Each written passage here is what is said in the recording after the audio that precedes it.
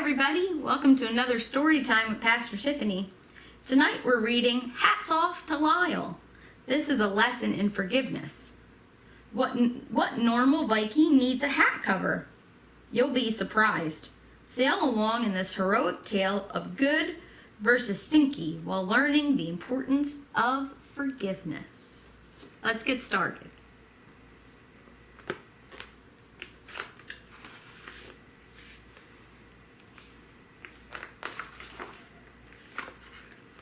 You've probably heard all about Vikings. You know those rough guys with funny looking hats? It's true, they sailed the seas pillaging and plundering. And there was one group of Vikings, though, who sailed the seas, and instead of pillaging, they were quite pleasant. Instead of causing trouble, they did nice things for people. They were rather strange, but in a good way. Across the lake from the nice Vikings lived a group of mean, stinky Vikings. They went around breaking, burning, and smashing other people's things. They didn't even brush their teeth. And when they thought about those nice Vikings, the stinky Vikings got really angry. "Those nice Vikings are making us look bad," said Oogly, the leader of the stinking Vikings. His men replied, "We already look bad. Have you seen your hair lately?" Of all the nice Vikings, the nicest was a young asparagus named Lyle. He didn't sail much. Lyle preferred to stay home, knitting and making crafts, such as hat covers. He was really good at it. But when Lyle told his friends about knitting hat covers, Olaf, their leader, was confused. "A hat needs a cover," said Olaf. "I thought a hat was a cover."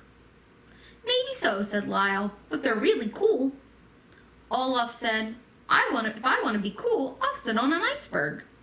The other Vikings laughed, and Lyle turned red, which isn't very easy for an asparagus. Two of the Vikings felt sorry for Lyle. Their names were Otter and Sven. "You know," said Otter, "you really should come sailing with us. We row, we sweat, we sing a little karaoke." Lyle said, "Thanks, but I need to work on these hat covers." "Why don't you bring them along?" Sven said. "I'm sure the guys won't mind." Sven was right, sort of. When Lyle arrived at the ship with his knitting stuff, the guys didn't mind, laughing their heads off, that is. As they sailed on, the whole crew laughed louder and louder. "Hey, Lyle, I have a hole in my sock. Can you fix it?" asked one Viking. Another Viking pointed at Lyle's knitting needle. "Your spear's kind of small, isn't it?" he teased. Lyle just kept knitting. He wasn't having much fun, but he sure made a lot of hat covers.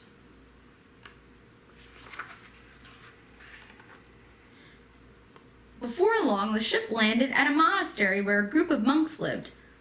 "Vikings," the monks yelled, "hide the good china."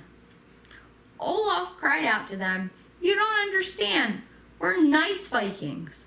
"Yeah, right," said the head monk. The last Vikings who were here said that stole my big screen TV." So the monks were a little skeptical. Who ever heard of nice Vikings anyway? But that didn't stop these Vikings. Lyle cleaned the church. "I even do windows," he said. "Stained glass windows." Sven and Otter worked in the soup kitchen. Well, it wasn't really a soup kitchen. "Hope you brought an extra pair of socks," Sven warned, and chuckled as he cooked up his famous knock your socks off peanut butter chili. "Hey," said one monk, "you guys are really nice. You can come visit us anytime." While the nice Vikings were doing very good things, the stinky Vikings were doing very bad things. They had followed the nice Vikings all the way to the monastery. As soon as Lyle and the others left the ship, the stinky Vikings climbed on board. They broke the main mast and stole the oars.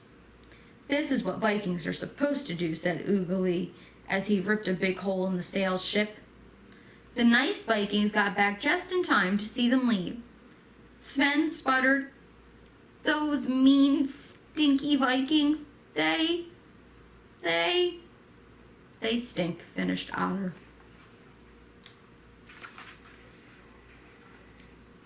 All day the nice Vikings had been doing nice things for others. They were really tired. It didn't seem fair that they now had to clean up their own ship. But they did. As Olaf stepped back to look at their work, he said, "It looks great, guys, but there's still a problem." "What's that?" asked Sven. "The mast is repaired, but the oars are gone, and the sail has a huge hole in it." "We're not going anywhere," Olaf shouted. "Does that mean we won't make it back in time for dinner?" Sven whined. "Tonight's hamburger noodle-o night."